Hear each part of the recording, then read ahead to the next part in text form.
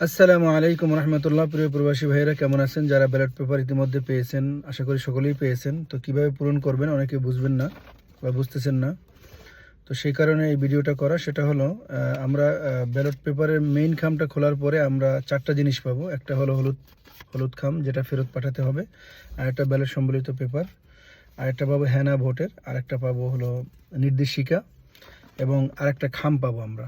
তো এখানে যে বিষয়টা হলো, আমরা অ্যাপসের সাথে মিলিয়ে প্রথমে আমরা যে আমাদের মেইন খামে যে স্ক্যান কোডটা রয়েছে, কিউআর কোড, এই কিউআর কোডটা স্ক্যান করে এরপরে আমরা অ্যাপসে জানিয়ে দেব যে আমরা ব্যালট পেপারটা হাতে পেয়েছি। এটা হলো প্রথম কাজ।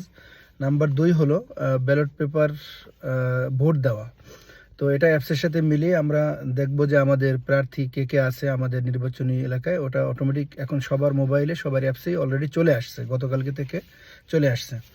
তো সেই প্রতীক দেখে, এবং আমরা তো জানি কে কে কোন প্রতীকে ভোট দেব, তারপর ওখান থেকে দেখে নিব। হ্যাঁ, কারণ ওখানে আমার এটা অবশ্যই অ্যাপসের মাধ্যমে আমাকে দেখে নিতে হবে।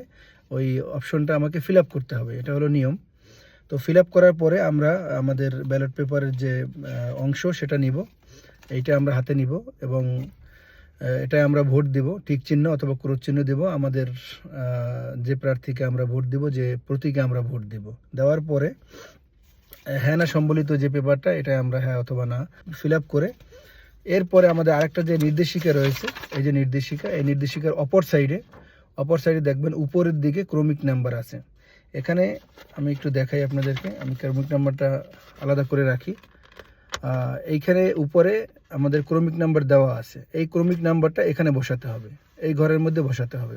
বসিয়ে এরপরে যে কথাগুলো আছে সব কথাগুলো আমরা একমত সেটা জানিয়ে এখানে তারিখ দিতে হবে, কোন তারিখে, অর্থাৎ আজকের তারিখে করতে হবে, অথবা কালকে যদি দেন তাহলে কালকের তারিখে। এরপরে আপনার স্বাক্ষর, এরপরে আপনার নাম এবং ভোটার আইডি কার্ড নাম্বার, এটা ফিল আপ করে আমরা এরপরে ভাঁজ করে আমরা এই যে নির্দেশিকা এটা আমরা এই হলুদ খামের ভিতরে রাখবো। এরপরে আমাদের প্রতীক সম্বলিত যে ব্যালটটা, এটা এবং হ্যানা বোর্ডের যে আমাদের পেপারটা, এই দুইটা আমরা এই সাদা খামের ভিতরে রাখবো। তো এই সাদা খামের ভিতরে রেখে এবং এই যে নির্দেশিকা, এটা আমরা এর সাথে আলাদা করে রাখলাম। ঠিক আছে, রাখার পরে এরপরে আমরা এই হলুদ খামের ভিতরে এভাবে রাখলাম। এরপরে এটা যে ঘাম আছে, ঘামটা উঠিয়ে আমরা ব্লক করে বন্ধ করে এরপরে আমরা